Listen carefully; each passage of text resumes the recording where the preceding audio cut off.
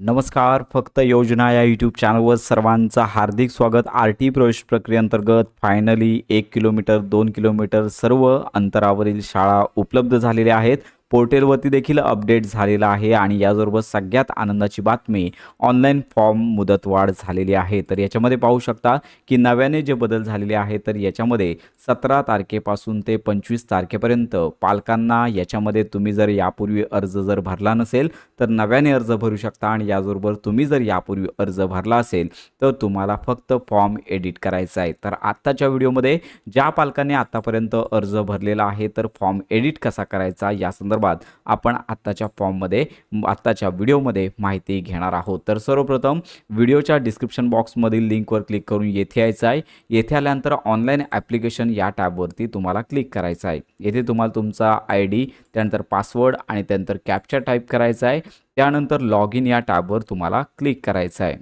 Log in या टॅबवर click केल्यानंतर पुन्हा इंटरफेस पाहायला मिळेल. तर लक्षात घ्या येथे तुम्ही अर्जामध्ये देखील बदल करू शकता.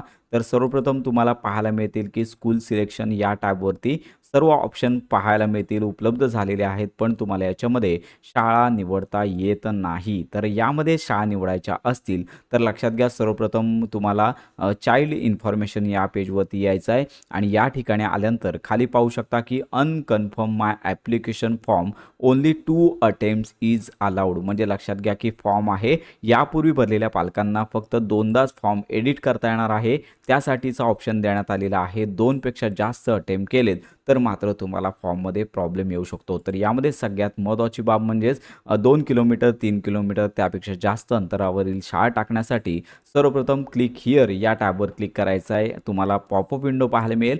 तर याच्यामध्ये लक्षात घ्या तुम्हाला फॉर्म आहे तो अनकन्फर्म लक्षात घ्या डायरेक्टली होणार आहे आणि त्याच्यानंतर लक्षात घ्या काइंडली कन्फर्म युअर ॲप्लिकेशन म्हणजेच आफ्टर डुईंग चेंजेस म्हणजे तुम्हाला फॉर्ममध्ये जर काय बदल करायचे असतील याच्यामध्ये स्पेलिंग देखील तुम्ही बदल करू शकता. सर्व काही बदलू शकता आणि एकदा का सबमिट केलं त्यानंतरच फॉर्म कन्सिडर होणार आहे. जर तुम्ही सबमिट केलं नाहीत तर मात्र हा फॉर्म सबमिट होणार नाही आहे. तर ओके या टॅबवरती क्लिक करायचं आहे आणि लक्षात घ्या फॉर्म अनकन्फर्म सक्सेसफुली अशा प्रकारची विंडो तुम्हाला पाहायला मिळणार आहे. ओके या टॅबवरती क्लिक करायचं आहे आणि त्याच्यानंतर लक्षात घ्या पुन्हा तुम्हाला तुमचा फॉर्म आहे फ्रेश फॉर्म आहे तो उपलब्ध झाल्याचा पाहायला मिळेल. तर याच्यामध्ये तुम्हाला जर काही दुरुस्ती करायची असेल ती करू शकता आणि याचबरोबर तुम्हाला जर अर्ज डिलीट करायचा असेल तो मात्र होणार नाही आहे. फक्त तुम्हाला जर काही बदल करायचे असेल तर करू शकता. याच्यामध्ये सेव्ह हा टॅब दिलेला आहे. स्पेलिंग मिस्टेक झालेले असतील तर दूर करू शकता आणि नंतर ॲप्लिकेशन फॉर्म आहेत ते देखील तुम्हाला बदलायचं आहे. संपूर्ण माहिती बदलू शकता.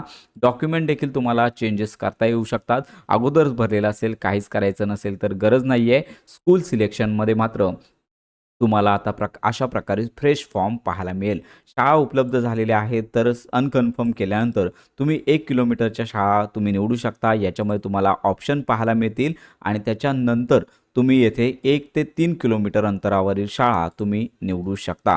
याच्यामध्ये लक्षात घ्या या शाळा निवडून झाल्यानंतर 3 किलोमीटरपेक्षा जास्त अंतरावरील शाळा देखील निवडू शकता. याच्यामध्ये तुम्हाला जिल्हा निवडायचा आहे. त्यानंतर लक्षात घ्या तालुका निवडायचा आहे. तालुका निवडून झाल्यानंतर लक्षात घ्या पुढे शाळांची यादी तुम्हाला पाहायला मिळेल.